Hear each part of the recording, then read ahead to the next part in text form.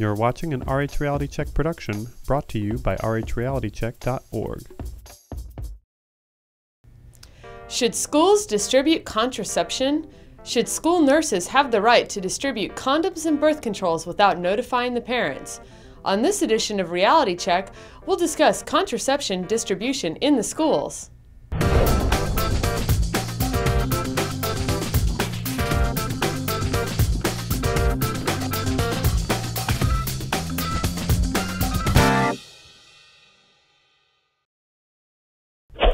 No.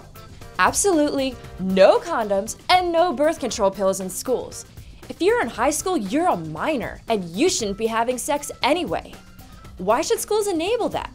It's more than just permission, it's encouragement. Kids need to be waiting until marriage, or at least until they're old enough to vote. Whether or not you think it's good for kids to have sex is beside the point. They don't seem to care about your opinion. By the time they turn 19 years old, 70% of American teenagers are having sex. Shouldn't we help them lower the risks? The reason kids have so many STDs and unplanned pregnancies is because you people give them condoms and tell them that sex is okay. We need to send a no-tolerance message on casual sex, especially for minors, and promote abstinence before marriage. Maybe then we'd see less pregnancy and disease. It's actually the prudery of Americans that helps contribute to our outrageously high teenage pregnancy and STD rate. In much of Western Europe, kids start having sex at the same time they do in America, but we have 3 times the teenage pregnancy rate, according to the Washington Post. It's because they provide contraception. Well, if you want to raise your child like a heathen, feel free, but I think I deserve a choice in the matter. Schools need to notify parents before they give kids any kind of contraception. If I don't know what my kids are doing, how can I help them make the right choices? You mean, how can you stop them?